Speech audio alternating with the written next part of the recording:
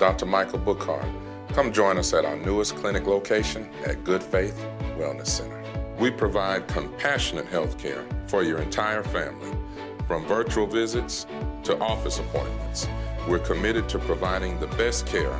We accept all insurances, and we provide monthly wellness plans. Let's start your family journey to a healthier, happier life. Schedule your appointment today, and remember, true wealth begins with good health. All right, good evening. Good evening, everyone. Welcome to another episode of Telehealth Tuesday. This is your go-to podcast for insights on modern healthcare and wellness solutions. I'm Dr. Michael Bookhart, your host for this evening, and we have a very special episode lined up for you. Now, look, before I tell you all about my next guest, I want to take a moment to thank our sponsors for tonight's episode.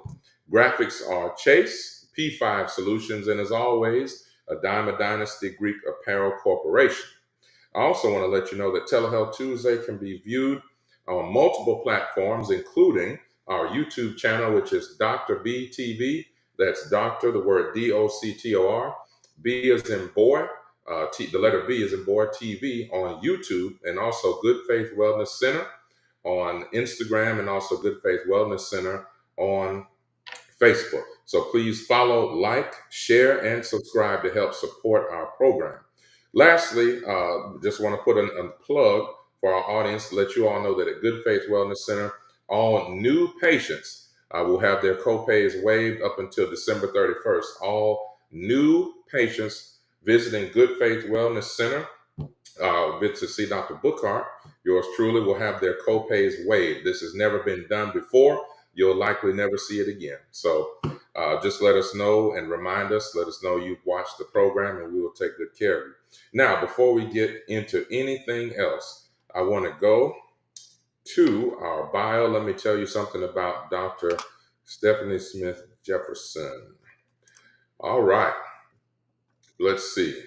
Dr. Jefferson, Stephanie, is a licensed professional counselor. She's a certified clinical trauma professional and a board-certified telemental health counselor. She holds a master's degree in human genetics and genetic counseling, and also a master's degree in marriage and family therapy. She was the second African-American genetic counselor in the United States and the first genetic counselor in the state of Mississippi, the first person of color on the board of directors of the National Society of Genetic Counselors, and the first person of color at Crossroads Christian Counseling Center. Stephanie has served as a consultant and speaker to many organizations on topics including diversity, multiculturalism, cultural sensitivity, and awareness. She's a graduate of Tougaloo College, give it up for Tougaloo, Sarah Lawrence College, and Reformed Theological Seminary. She's an active member of New Hope Baptist Church, where she serves as a Sunday school teacher, a member of Assimilation Ministry and Health Ministry. And she is a life member of Alpha Kappa Alpha Sorority Incorporated, my soror. She and her husband, who is my good fraternity brother, she and her husband are the proud parents of 2 adult children. All right, so without further ado, hear ye Dr. Stephanie Smith-Jefferson. Welcome to Telehealth Tuesday. Hello. How are you feeling tonight? I'm great. What about you? It is always wonderful, always a good day, and wonderful to be here with you. Yes, thank you so much. So tell us, I know we read your bio, but I always like to give the guests some time to tell us a little bit, maybe some things either that I missed or some things that you'd like for the good people here to know about you and your practice. Well, first of all, I'm not a doctor, so I don't have a doctorate yet. So let's just clear that up. But thank you for giving me the honorary title. I got it. My practice, I've been in the counseling profession for 41, almost 42 years. I started when I was 5 years old. And I've had a career where I have been the only person of color my entire professional career. And that has been a blessing and a challenge at many different points in life. But it's also been very rewarding working with the people that I have been blessed to have worked with over the years. Absolutely. That's wonderful. Do you find it rewarding, Stephanie, what you've been doing for all this time? Like, do you still find it just as rewarding as when you first started? I do.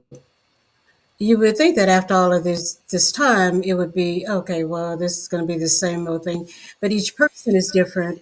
Each person comes in with something different, and I have to see that person as they are, not as someone who's come in with, oh, this person reminds me of this person who I saw 12 years ago or whatever.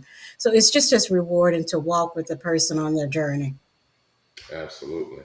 Yeah, that's wonderful. It's so hard. It's especially in what we do in serving and taking care of people, dealing with Hmm. people's real lives. I know it's hard or it's easy to get kind of jaded, when you're doing this and you have to give so much of yourself. Do you find that how do you kind of work with that, or has it ever been anything that's been something that you take home with you?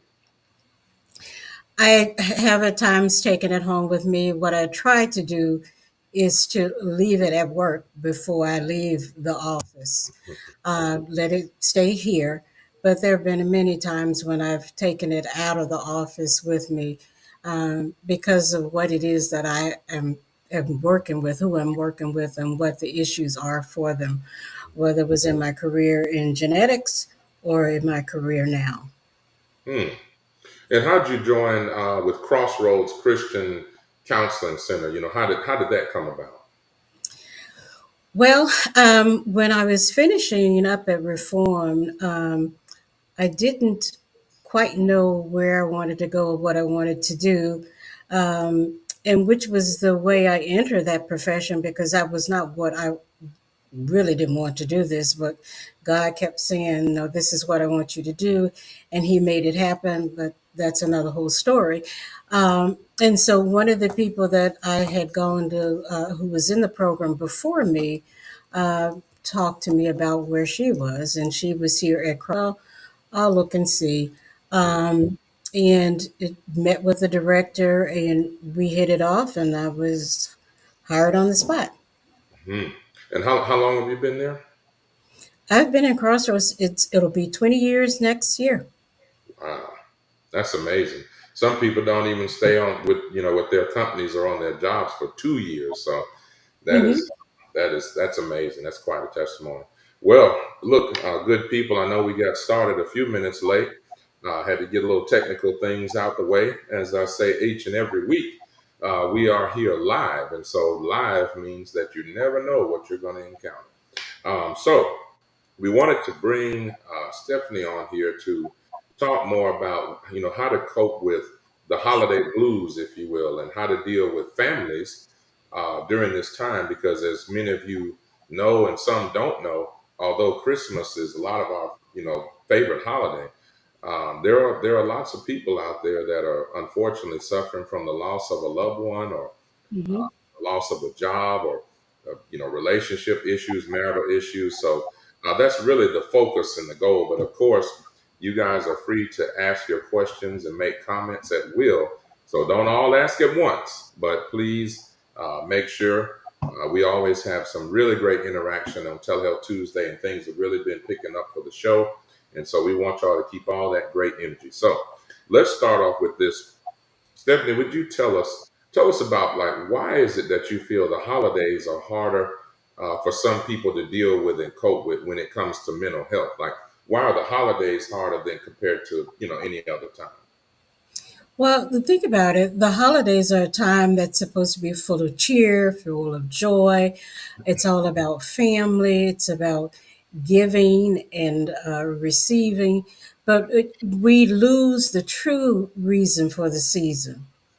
And if we're not tuned in and know about the true reason for the season, we can feel left out of things where everybody's saying Merry Christmas. And if you're having situations where you've lost family members or you're away from home, or you move to a different city and you don't know anyone, any number of reasons, or there's an illness and you can't get out and about, then you can feel there isn't anything merry for me about this season. And so we have to remember what's the true reason for the season, Mhm. and that is the gift. And not the gift that's under the trees and that the stores are trying to get us to buy, but it's the gift of Christ that God has given to us. So, what we have to remember is what is the real reason for the season? Mhm. Absolutely. So with the you hit something on and you hit the nail on the head because of course we're broadcasting live from Mississippi, which is right here in the center of the Bible Belt, if you will. But what Mhm. about let's just say what about for folks who don't have a God or don't maybe believe in Jesus? Is there uh, is there something else? Are there other reasons or things that people could focus on in a positive manner if they don't come from a religious background? Yeah, you can focus on how cheerful, the cheerfulness of the time, okay? That people are more lighthearted, they're speaking more. There's the lights that are out there. You can enjoy the beauty of the decorations and all of that stuff. So that can be something that can be cheerful to you. Absolutely. So what about just kind of pivoting to something else, going from the cheerful part, because I know a lot of people listening out there, even in my own family, where back in the day, we would have certain uh, drama, if you will. And Mhm. sometimes, say when you go and visit somebody, and let's say that there are two people in the family, or more, or maybe more than two, but some folks in the family that just don't get along and kind of casting a black cloud around things. You know, um, how do you? What would you recommend for people like that that just say, well, I don't get along with my in-laws, or me and my mother have childhood drama, my father that's unresolved, and here we are at the holidays trying to get together and be around each other. So what kind of strategies can one utilize to work through that? Well, one of the things we have to remember is that each person has something that they are going through, have gone through, or will go through. Okay. Mhm. And so think about what it is that you have gone through and what that was like for you. And one of the things you may need from someone who is not going through something or hasn't gone through something yet is to have them to give you grace and to understand that, okay, just because everything is cheerful and jolly and everything is going great and wonderful in your household and your family Mhm. doesn't mean it's going to be that way for the rest of us. And so we have to be very realistic about that, that not everyone is going to be exceedingly cheerful during this time. And so what we have to remember too, that there are a lot of people who have unresolved hurts that they may never have spoken about, and it's never been acknowledged by other people. And so we have to remember that what we're feeling may not be what someone else is feeling. Okay. If you're going to go to a family affair where you don't get along with cousin Sue and you just absolutely cannot stand Uncle whomever, he gives you the or whatever, then you have to set realistic expectations about being around those people, and you have to make a plan. So if you see that cousin coming towards you or that uncle coming towards you, you may want to go a different direction. Be nice, say hi, don't draw attention to yourself, just move to a different area. Okay. Okay. And so there are things that you can do. You just have to pre plan. Planning beforehand is vital. You have to plan before you go to these family events. Hmm. So, and when you say planning, and I see we got a couple of questions coming. Y'all come on in. Hey, and I'm going to pause for the call, Stephanie.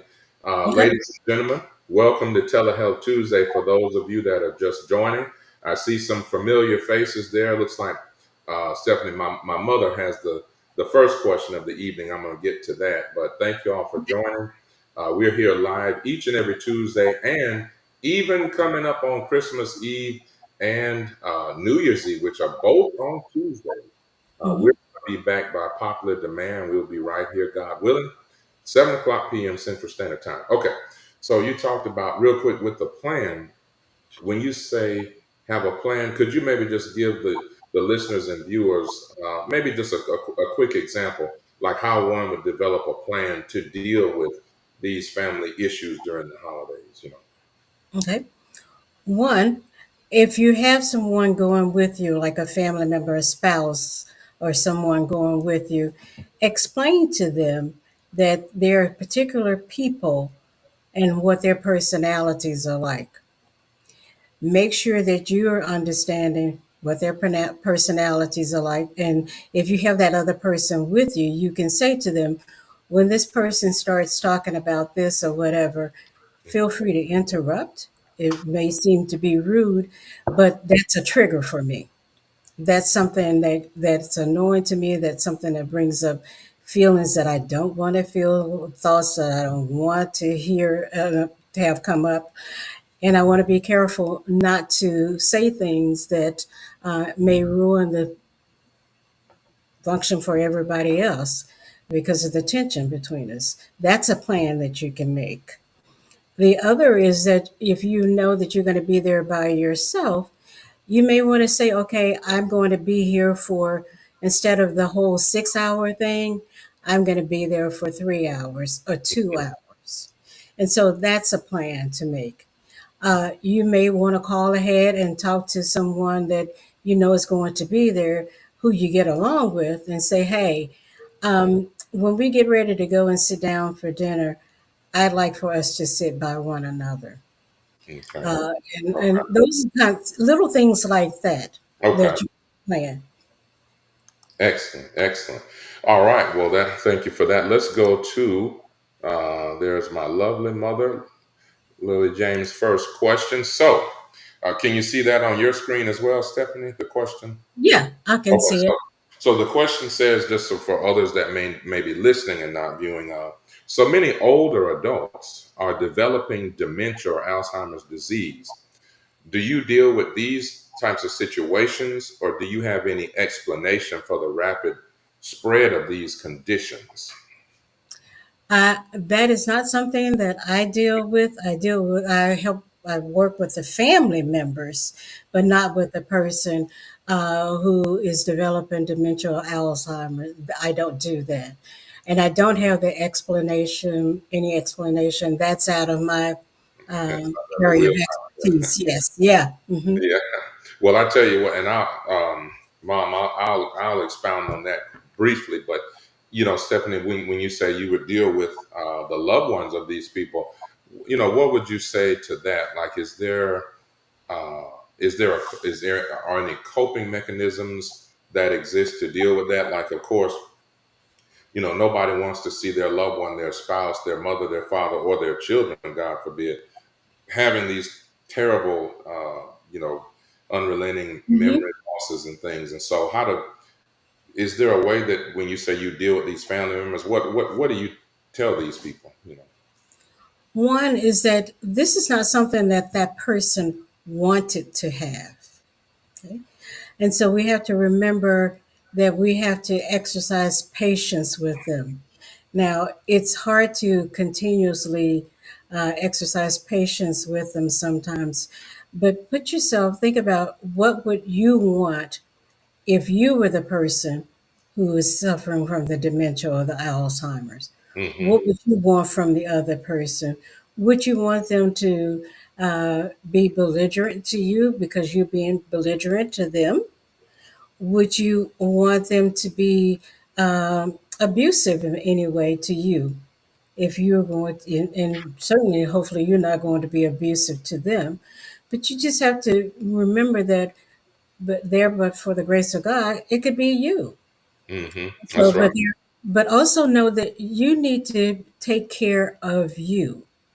Hmm. You need to get a support system for yourself.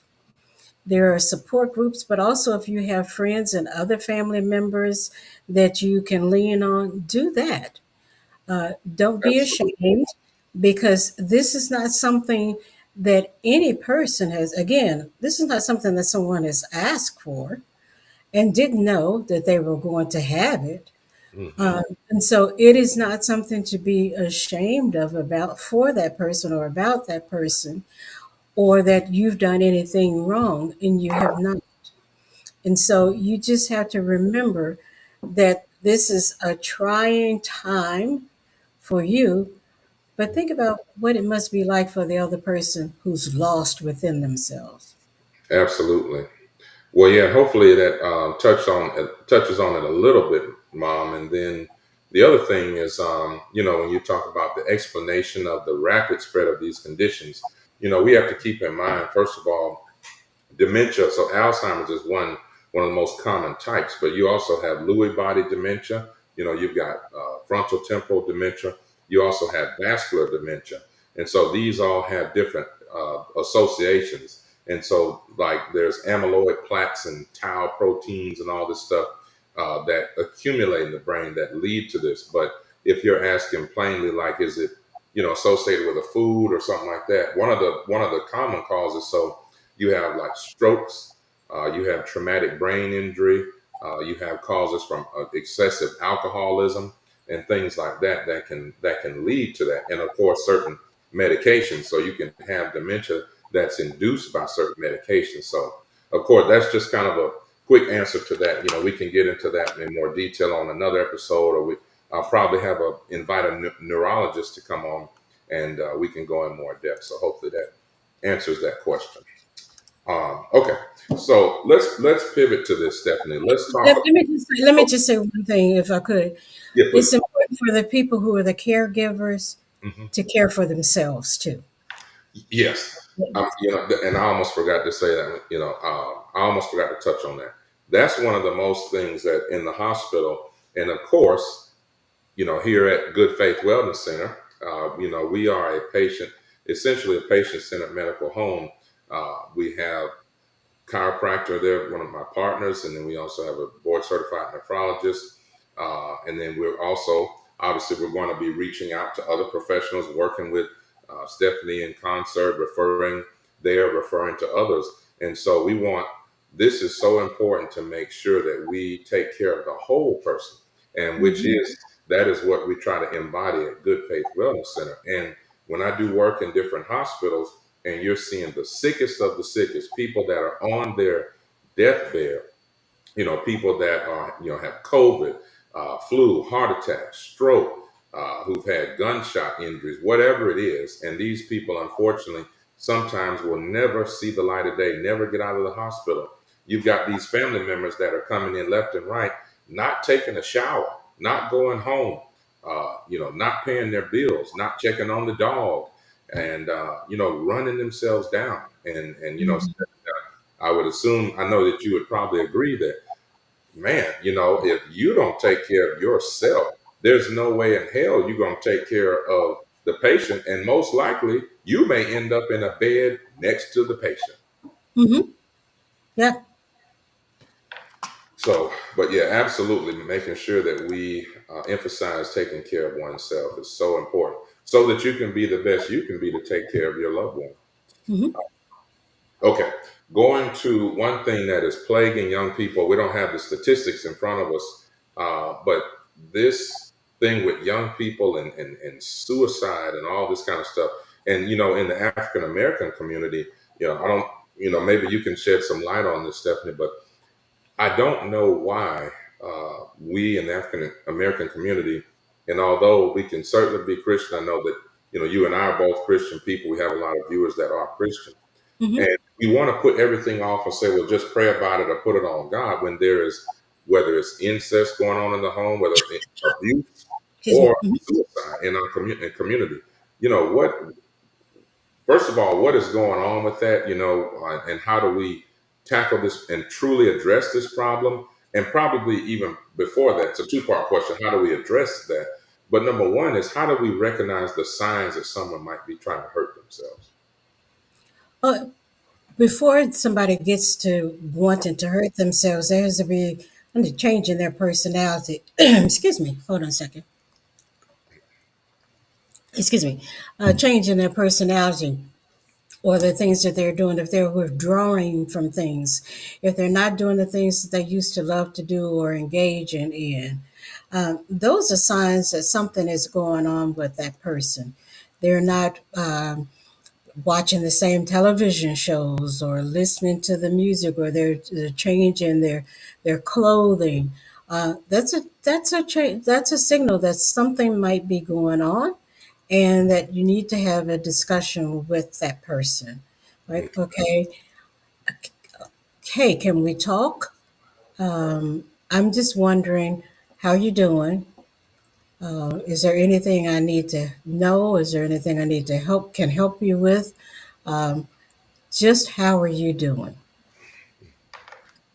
And let them know that the reason that you're asking is because you care for them, you care about them, and Mm-hmm. that you want to make sure that they're fine, that they're okay. And if not, what is it that I can do to help you? What do you need? What can I provide for you? So I'm here. Know that I'm here if you need me. Hmm. Wow. It's crazy that it sounds like, that's something that sounds so simple, but in this day and age, we just everybody's so concerned about either, chasing the dollar to make ends meet, and then it's like people don't even care about people sometimes anymore. Mm-hmm. Yeah. True. Do you I mean, why is that in our minority communities, and I guess I'm specifically we're talking about the black community. Why is it that we kind of tend to sweep these things under the rug, that are uncomfortable to talk about, and then even with folks like yourself, we don't utilize mental health experts and therapists enough. It's almost like we're ashamed to say that we need therapy or we need to talk to somebody. Why is it? What is the stigma? It's historical for us, and it's cultural for us, in that we were always told, keep your family business within the family. Mm, Don't go out and tell people the family business. You keep it within the family. mm, And so if there is something that's going on, you go to this person or that person, or you just don't say anything about it. It's kept in the family. And so therefore, everything is kept in the family. But if you're not getting any help about it, then it's just going to keep being there. It's going to perpetuate. Nothing is getting resolved, and no one is thinking about whatever that thing is. What did it mean, and what does it mean for that person, to that person, and for that person? What does it mean for others? mm, Why is it that Uncle Joe is drinking all of the time? mm, So, what is it wrong with Aunt Esther that she decides that she needs to run up on people all the time? mm, So, what is it about that? Why is it that this person never wants to talk to X, Y, and Z? mm-hmm. Those things, yeah. Hmm. Is there a way that we can, put a stop to this kind of generational? Um, I don't know if it's generational misguided practices or ignorance in our households and our communities. Like, what is the key to stopping this old way of thinking and saying, hey guys, we need to wake up. We need to, you need some help. Like, we need Jesus. Let's definitely pray first. Let's talk with our pastor. Let's pray about it. But look, we need some darn help from a professional. Like, how do we execute that? How do we do that? Well, one of the things, culturally, it used to be said, especially when I was growing up, you hear people say, "Well, that's just white folks stuff. Mm, That's not, we don't mm, do that. That's mm. white stuff." That's right. And so that's not us. And so you just keep your mouth shut and just keep going. You just keep going. Keep your head down. Keep pushing. Pray to God and keep going. And so that all of that means that no one gets talks about anything. No one is getting help for anything. No one is really being seen. about the things that are going on within that person is telling you something is going on within me, within our family, and we need to do something about it. Here's my cry for help. Mm. So depression is not, some, I see where it says depression and suicide is not just the white folks stuff, nor Hmm. is anxiety. We all have. We can all be depressed, and most of us, if not all of us, have been depressed at some point in our lives. We That's may right. not have been severely depressed, but we may have had some depression. And depression is, you think about you're feeling sad or blue. Okay, that can be depression. So we just need to be realistic, and stop trying to say, "Oh, it doesn't happen to us." No, nothing like that happens in my family. Yes, it does. Yeah, exactly. If Hey, some of these things happened in Jesus's family, how come it won't happen in ours? wow. Can you say that again for the people in the back, Stephanie? Can you say that again? If some of these things happened in Jesus' family, what makes us think it won't happen in our family? In his family. It's in our family. Yeah. There We're you in go. his family. Yeah. There you go. That was on a Steve Harvey did a comedy special. And what was it? I think the he ain't through with me yet, or something like that. And I Hmm. I remember that he said um, on one of his specials, he was saying that if they persecuted Jesus this way, what makes you think they ain't gonna do nothing to you? What makes you think you're not gonna Right. go through anything? Yeah. Hmm. What was the reason for Mary and Joseph leaving? Fear. Hmm. Wow. Yeah. Thank you, Dion. Powerful. Absolutely. Thank you so much for joining us, Dion. We appreciate you always being such a wonderful supporter, and we thank you for being with us. Um, we got some other folks. Good to see you all. Dion said powerful. I couldn't agree more. Okay. Um, Can we go back to the family gathering? Okay. yes, And please. yeah.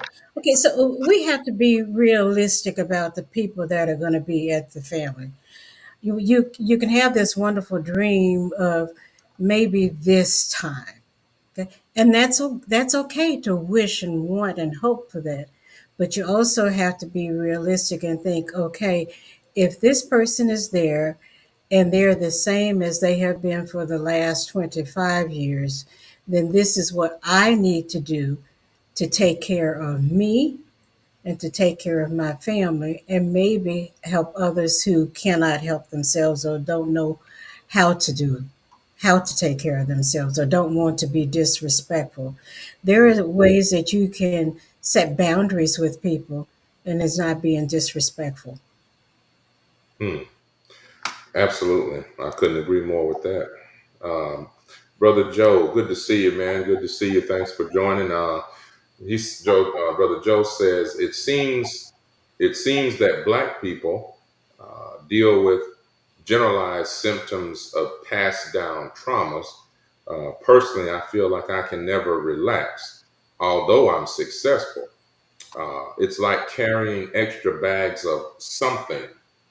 And how do you deal with that? Oh, that's an excellent question. Excellent Well, question. yeah, we do have generational trauma. And I'm not the person that throws around that word trauma, like everybody else does. You break a nail, it's traumatic. That's not trauma. That's just something that just happened. You broke a nail. That's not trauma. That's not what trauma is. And so we do have um, generational trauma, symptoms of it, as you have said, because these are things that what is happening is that family members are telling the stories. Hmm. So the families and others are getting the history. So we don't forget where we have come from, even though we're going to a different place. Okay. It doesn't mean that you cannot be successful, which you are. And it doesn't mean that you have to carry those things around. What they wanted us to do was to be aware of things, to be aware how people have treated us and Mhm. how you can be treated by others simply because of your skin color. Wow. Hmm. I hope that answered your question, Brother Joe. That was an amazing question. Let me add something too. When Please. I do presentations, sometimes what I tell people is that I was born a Negro, I became colored, Mm. then I became black, and then I became African American. Okay. Wow. And so with each one of these iterations, there Wow. has been something that has happened within our families, within our cultures, in those cultures, that still, even though it may not have happened to me or someone in my family, it has happened in those cultures, in our cultures. And so that is passing that down. So I've gone through the gamut of what those titles were. Let's put that on the. Let's put that on there. Put that up on the screen. I want to. Can you? Are you able to? That's one of my favorite things. Can you? Can you repeat that for the people in the back? I want to make sure we need to cut this up and do a clip on this on promotions. We're gonna cut a clip of this. Well, say that one more time, Stephanie. You were born a Negro. Tell us again.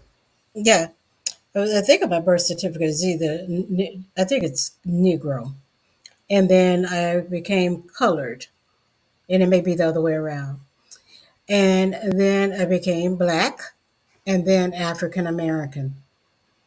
Wow. Jay Z has on that 4/4 album. He says, I can't say it like I can't. I don't want to quote him since we're not censored on this social media network, but I won't say what Jay Z said. But basically, he's saying the same thing. On his 444 album a few years ago, he said, what was it? Rich person, basically rich and use the N word, rich one, N word, poor N word, this and that. No matter how successful, you're still N word, and Hmm. even though that's put in simplistic terms, but that's powerful. Hmm. And also what you just said. I was born a Negro, then became colored, and then later I became African American, Yeah, I became black and then African American. black and an African American. Yeah, that's powerful. Um, so you guys keep these questions coming. These are excellent questions, and hopefully, like I said, I went back to my mother's comment about the Alzheimer. Hopefully we answer that. I think we've gotten through. I think we've gotten caught up on the questions here. So one of the Can other I ones. Go ahead. let me I still want to find out from the gentleman who asked about Joe. Yes. okay, was your question answered? I'm not sure that I gave you what you maybe were looking for. Was your question answered? Well, let us know, Joe, if you'll. We're monitoring this in real time as always. We see Brother Joe's a great supporter. So if you don't think that it was fully answered, by all means, please, ask us again, or just let us know, and we'll make sure to get that taken care of before we get off the airwaves. In the meantime, something that was submitted to us previously. Um, one of the questions, well, actually, this one it was talking about why do you feel that it's harder, or what makes mental health harder to talk about in Black families? But you already basically touched on it. I think you told us it's just a cultural thing, and we think those are white folks' problems and stuff like that. And yeah, and keep your business to yourself. Hmm. And then as we've progressed in whatever we've progressed in, sometimes, I used to hear growing up and even later in life, we talk about the crabs in the barrel, trying who's trying to get to the top. Mm-hmm. And if you know something about somebody, if you put the stuff out there, then that can be used against you. And so now you're knocked back down. Rather than us saying, okay, we have all had, because we're coming from a culture where we were all seen as less than, Mm-hmm. we weren't seen as people, we were seen as things or objects or whatever. But as we grow up, as we are lifted up, we should be trying to make sure that all of us are lifted up. But also, what's happening is to make sure that those who are there out there pushing us back down realize what they're doing. Mm. Wow. So you're saying that was that what was that kind of a rhetorical? Are you saying that in our communities are do people realize that they're being those crabs in a barrel? Is that are you saying was that kind of a rhetorical question to that? Yeah, well, that's what I'm saying. Sometimes we have been that kind of crab in the barrel. Mm-hmm. We're trying to get over. So I've gotten over you, but you need some help to move a little further, but I'm not going to help you. I'm going to do whatever I can to keep you down. Well, then that means that we don't all go together, grow up as a culture. We're not going to all be on the same level playing field. But Mm-hmm. why do we have to denigrate each other so that we look good, so that we can rise above? Wow. You know, okay, I tell you, and I see the next quote. Hold on, we're gonna pause it because I got to get in on this one. So that's interesting that you bring this up, and this is something that we've talked about in our communities, for I'm sure generations. But I know all of my entire lifetime, and especially when we had those barbershop conversations. I'm in the barbershop every week or every 2 weeks, and especially the way the old school barbershop used to be, guys just come and sit there for hours and just sit and talk a bunch of, foolishness and watch sports. But sometimes, we get in some really deep conversation. And, you know, I remember some years ago going to a barbershop, and there's a couple of people who've heard this story. They know me personally. And a gentleman sat down in the chair, and I think he's a professor at one of the universities here that will remain nameless. And this gentleman sits in, and the barber puts the cape around him in preparation to cut his hair. And somehow we were talking just about what you said. And it was like, why do we continue to? And it was like we recognize this, we recognize that crab in the barrel, that means slave mentality and all this stuff exists, but we still do it. And this guy was in the chair and he says, oh, he blamed everything on slavery. And he's a professor. And I remember the barber getting so upset that he took the cape off the guy and told him to get out the chair. He wouldn't even cut his hair. He said, I'm so sick of y'all Negroes saying this. But seriously, Stephanie, um, I said, look, I've never been a slave and I don't plan on it. So I don't subscribe to that. Like, so I don't know why. Yeah, yes, we do come from this society where we were, basically turned against each other, the history books, which is what they don't tell you in school. But I mean, that's to me just not an excuse. Like, how long are we going to utilize that and say, well, because of some stuff that you never ever saw yourself, that this is the reason why we're going to keep up the same foolishness? Hmm. Yep. Was, was there a question in there? No, well, I guess it was more of a, I was, you know, it's one of those, like on CNN with those guys, they make like a Roland Martin or somebody makes Yeah, a, and he's passionate and in the personal yeah. way. I didn't know if you were going to jump in on that. Maybe I should have done more like Roland. And Roland Martin, if you're listening, that's my frat bro. That's our frat. That's your friend. Yeah. Yeah, man. Yeah, I was on Roland Martin's show, actually. Oh, So oh, yeah, well, I guess just say our friend. Yeah. yeah. Shout out to Roland Martin. Shout Yeah. out to you, brother. All right, so let's go here. Let's see. Okay, I see mom. All right, Joe. All right. Let me go to Joe's question, and then we'll come back to Lily James because he actually put his right here. Okay. So he said, when you asked, did I answer? He said, somewhat, but I'm Okay. still asking, how do you deal with this? how do you let your guard down, or should I be letting my guard down at 62 years old? I do see a therapist as part of my basically his routine health, but this has still not been addressed. And let me go to what exactly. Let's go back. His first question was it seems that black people deal with generalized symptoms of passed down trauma. Personally, I feel like I can never relax, although I'm successful. It's like carrying extra bags of something. So how do you deal? So he's saying, how do you deal with it? And that's Okay. what, yeah, that's what he's saying. Well, Joe, I'm a little bit older than you, not much. And so and I understand now, I get it. And thinking back, and looking back at the question, and thank you for expounding on it. Um, it's as if we have to carry the flag, carry the mantle for our race. And that has been something that I have felt in some ways because, again, I've been the only black person in my entire professional career where I've been. And I've been the only black professional person and person who has risen up uh, in various ways in those two professions.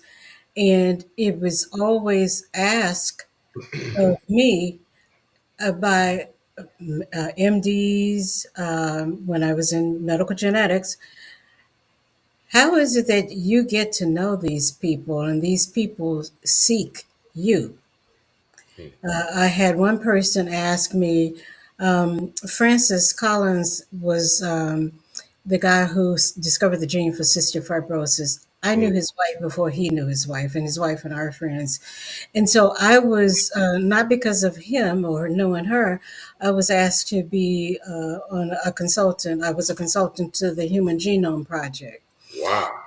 And so Mm, that meant this little black person from Mississippi who's not an MD, was being a consultant to the Human Genome Project. And so when Francis Collins became the head of the Human Genome Project, the research center, we were at a meeting and I saw him, he saw me, and he would say, "Hey, Stephanie." And I was like, "Hey, Francis." And he was like, "How are you?" And I was talking to him about, something we knew about each other in common. And so after he left, then I was asked, "Well, how do you get to call him by his first name?" I said, "Because that's his name." "But how do you get to call him that?" And I said, "Because he has called me Stephanie and he has told me to call him Francis." mm, So I've always had this thing where, and even in this career, is I'm asked, how do mm, you get, how do you have the most clients? mm, How do you have your people, your clients keep coming back?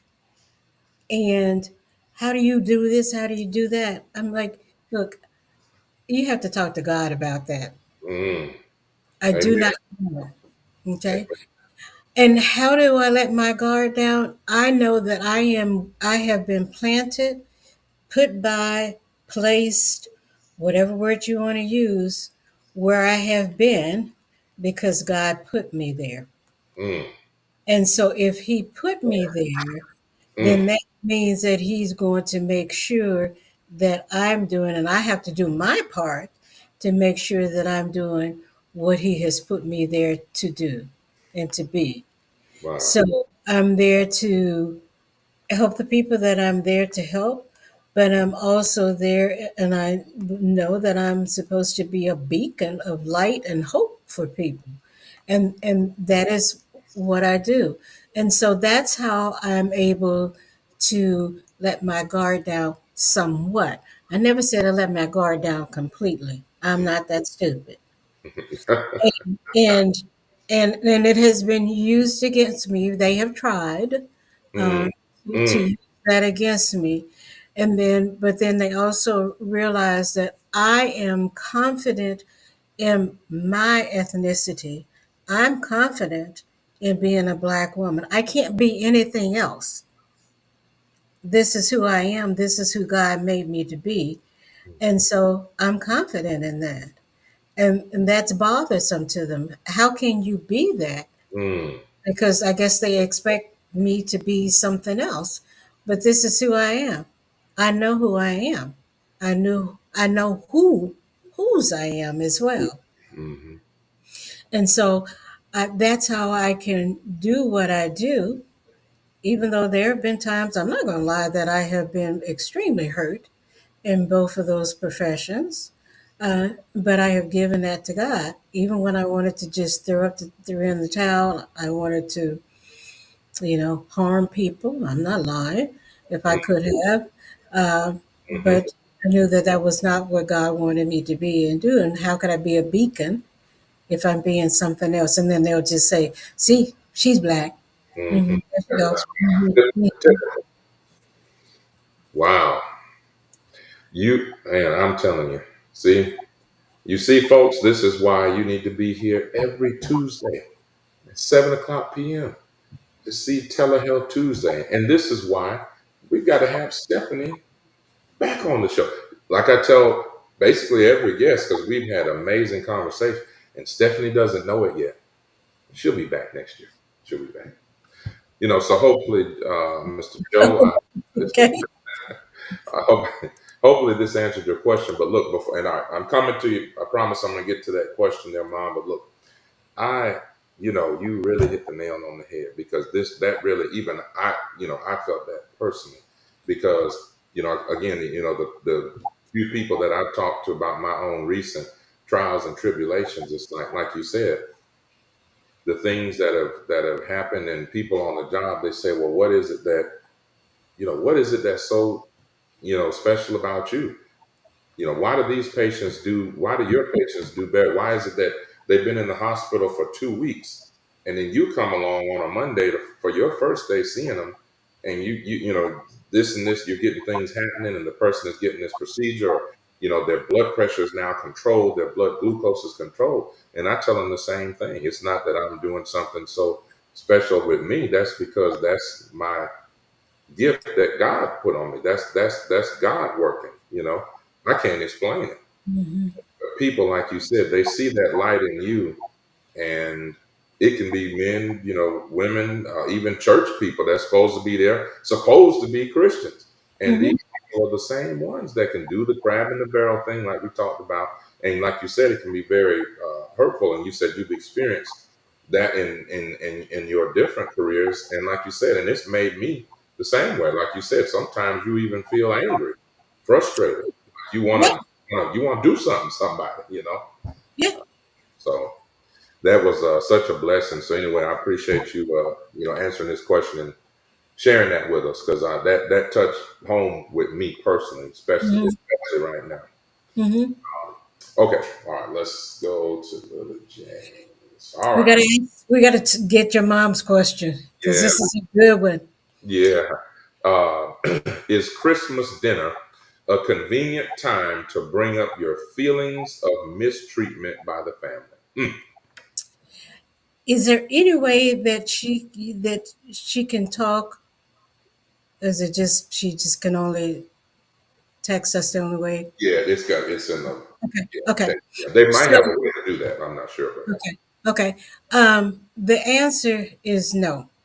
The reason is because uh, how is this going? If you're going to bring it up with one particular person, the person who has mistreated you, then that's great. It's one on one and it's away from the family, other family members.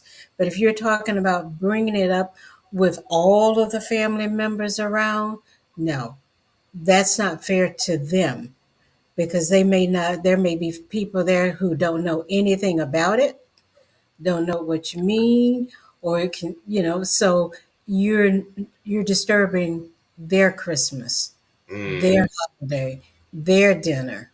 okay. And think about what it would be like if the shoe were on the other foot Hmm. and this was your house, and this was happening to you and this happened at your home. Mm. By the way, um, when you said, "Can she talk to us?" Were you trying to get any additional clarity or follow up on that? Or Yeah, what I wanted to find out was she talking about saying it in front of a group of people or just pulling that person or those persons aside. okay, okay, That's a difference, and so that's why I tried to okay. uh, put my response in that Mm, that vein. okay. I wondered. She may be. There was some years ago. We had some things going on, and her sister. God bless her. She's passed now, but yeah, there were some things going on in the family between her sister and the daughter, and I know that those were the times when we would see them both at Christmas, and it was always this tug of war. So I don't know if she's referring to that, and see that was a public in a group setting. The whole family was there, so I don't know if she's. So if you want to follow that up, Montesi, because that's a good point that Stephanie made. Like, is this pulling somebody aside at the Christmas dinner, or is this y'all sitting around the round table and saying, "Hey, you know what? You sure got on my darn nerves. I can't stay, in front of everybody." So we'll come back to that. Stephanie, do you happen to have an additional 10 minutes so we could get the full hour in? Can you stay with us? Yeah, Okay, all right, perfect. Thank you. Uh, and Joe says, thank you for your response. Okay, so we got that answered, and then he followed up. He's saying, uh, "I'm coming to you. I'm coming to you from my doctor, from my." Okay, hey, come on, hey, Joe, and like I said, and especially I know your name from the show. When you come in, or you just let my assistant know, hey, Telehealth Tuesday deal. If you have a copay for your first visit, I'm gonna waive it for you. And yeah, if your blood pressure is high, by God's grace, by your next visit, it will be improved. And I'm claiming that. And that's what we're gonna do. We're gonna claim it, and it's already done. All right. Let's and the next two questions that come in, we'll try to get through those, guys. Okay. In the meantime, let's talk about this teenagers. This is one of the things that a couple of people approached me about and sent me a question. They were saying, "Can you ask your guests to talk about suicide and depression with these children? Like, what is going on?" And I know you talked about how do we recognize some of the signs of depression and suicide, but I mean, what do you feel like there's anything contributing to these kids doing all this weird behavior? Because it's kind of like, I'm sure probably when you came along, and then I came along a little bit after you, but still both of us are, a long way away from these high schoolers.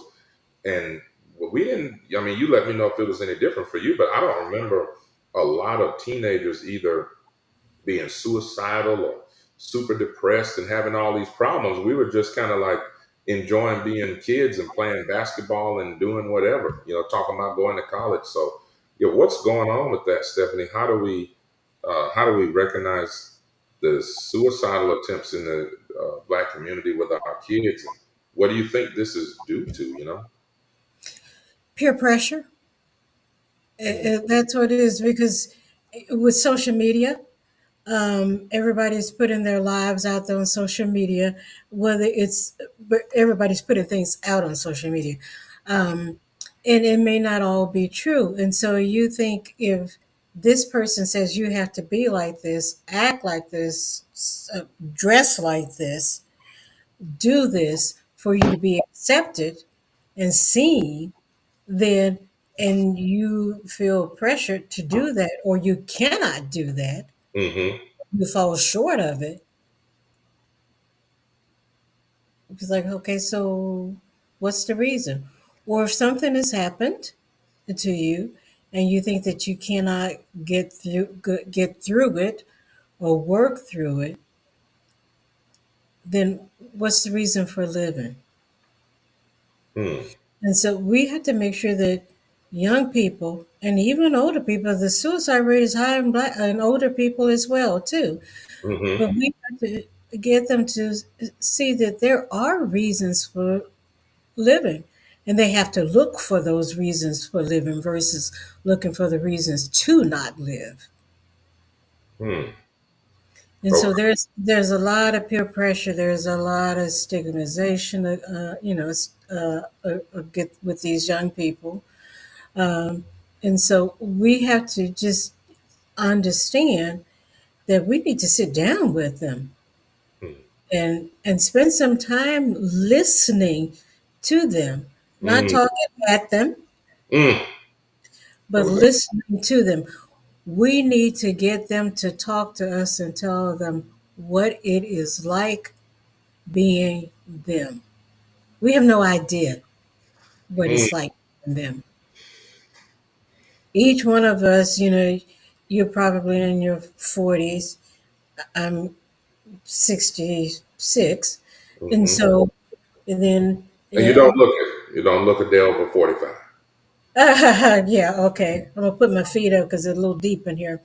Uh, uh, but I came through the time of civil rights, and my parents had friends who were civil rights activists, and so hearing this stuff, so there was pressure there because there was always a fear of someone harming you simply because you were black.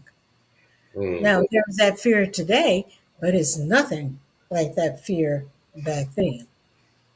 You had to, I remember we walking downtown, you had to get off the sidewalk when a white person was approaching because they had to have the sidewalk.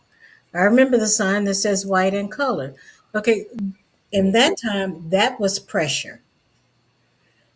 This is a different kind of pressure. This is a where there is instantaneous. Somebody says something about you and they post it and 3,000 people see it and stuff.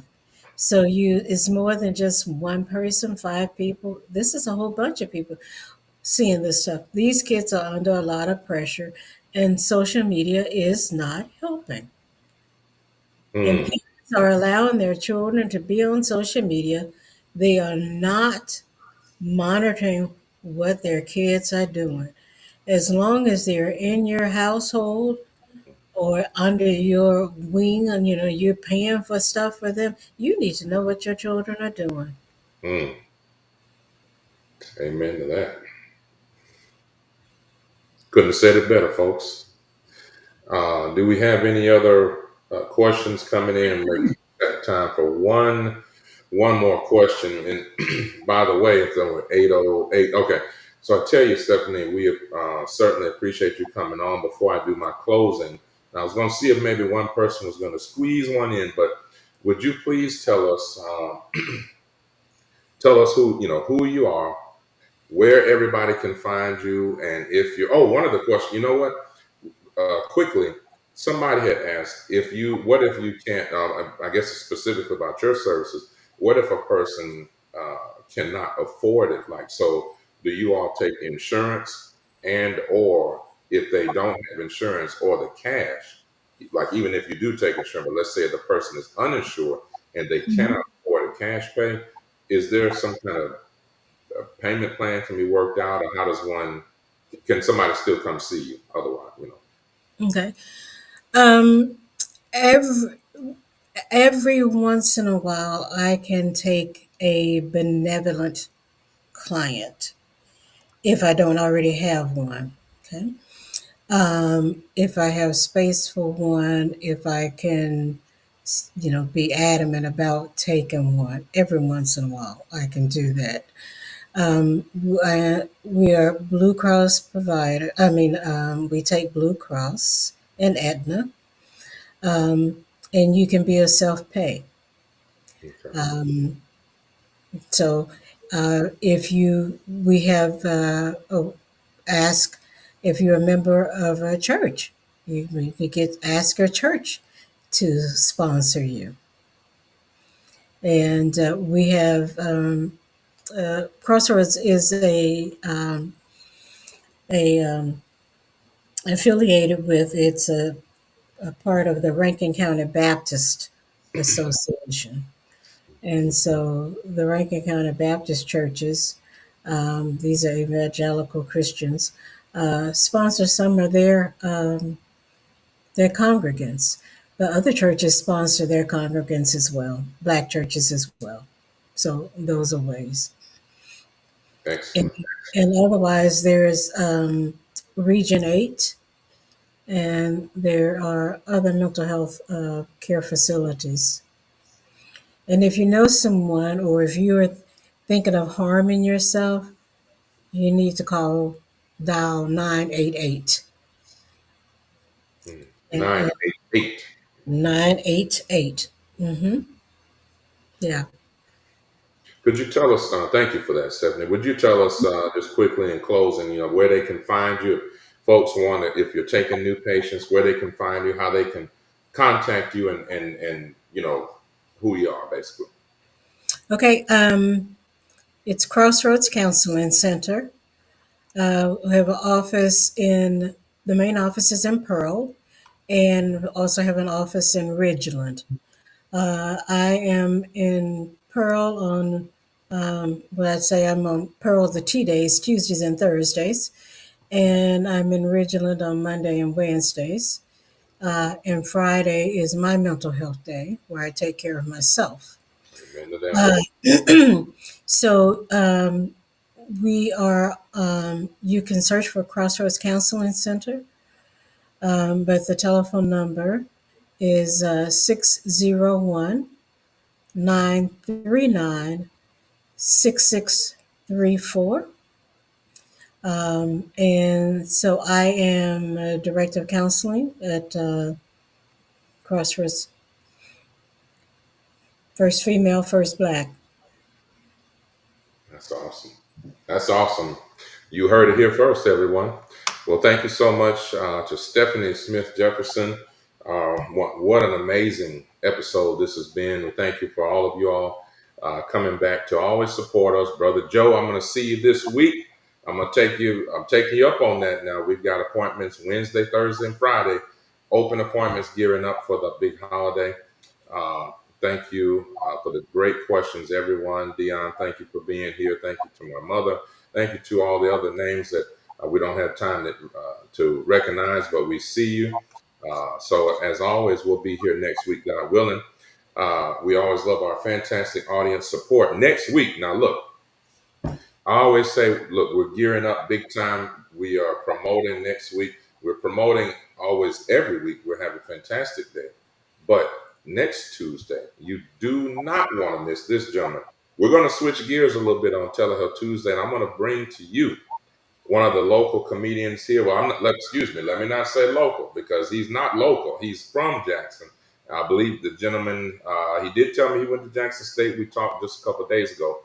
But this gentleman has been all over, and I will get into his resume later. He's been all over the country, probably all over the world, with all kinds of big name comedians and headliners. He's a comedian himself. Brother Nardo Blacktastic has over 20 or 30,000 followers. You can look at his Instagram and all that if you want to, but this guy is amazingly funny. And Telehealth Tuesday is not only for just our, either mental health or having physicians and nurses, but also we want to talk about this other type of health, and comedy and laughter is a medicine. So next week we'll have Nardo Blacktastic. That's Christmas Eve. So yes, we will be here live, God willing, 7 o'clock on Christmas Eve, this upcoming Tuesday. And so please DM us if you have any questions, comments, concerns, any topics you want to hear, or any guests that you would like for us to bring on. Please let us know. If you yourself want to contact us and you want to be on, let us know. We would love to hear from you. And so, God willing, we will see you next week, always on a Tuesday. This is the place where we take care of mind, body, and soul. Again, thank you to Stephanie Smith-Jefferson. Good night and good evening. And remember, true wealth begins with good health. Bye. Hello, I'm Dr. Michael Bookhart. Come join us at our newest clinic location at Good Faith Wellness Center. We provide compassionate health care for your entire family, from virtual visits to office appointments. We're committed to providing the best care. We accept all insurances, and we provide monthly wellness plans. Let's start your family journey to a healthier, happier life. Schedule your appointment today, and remember, true wealth begins with good health.